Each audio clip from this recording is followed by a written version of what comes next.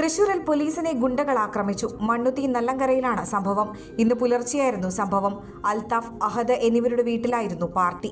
നല്ലങ്കര വൈലോപ്പിള്ളി നഗറിൽ വീട്ടിൽ പ്രശ്നങ്ങൾ ഉണ്ടാക്കുന്നു എന്ന വിവരത്തിന്റെ അടിസ്ഥാനത്തിലായിരുന്നു പോലീസ് എത്തിയത്.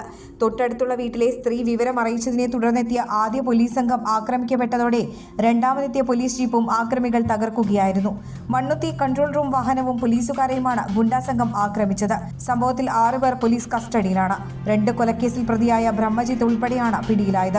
3 നില വീട് കേന്ദ്രീകരിച്ച ലഹരി സംഘം ക്ലബ്ബ് നടത്തിയിരുന്നുവെന്നും 30ഓളം പേർ അക്രമി സംഘത്തിലുണ്ടായിരുന്നുവെന്നും നാട്ടുകാർ പറഞ്ഞു. 3 പോലീസ് ജീപ്പുകളാണ് അക്രമികൾ തകർത്തത്.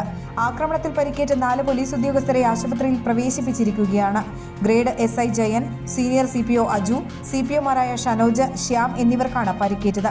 പുലർച്ചെ 3 മണിയോടെയാണ് ബർത്ത്ഡേ ആഘോഷം നടത്തിയ ബ്രഹ്മജിത്തും സംഘവും പോലീസിനെ ആക്രമിച്ചത്.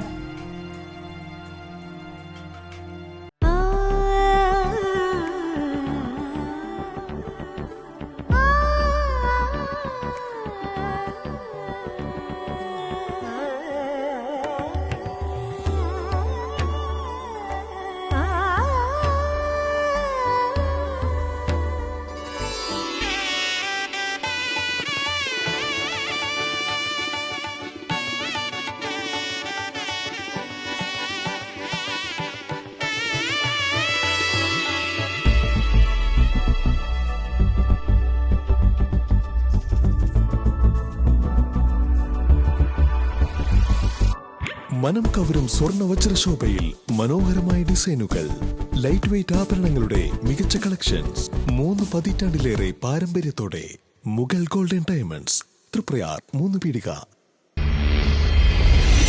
You're watching True Line News.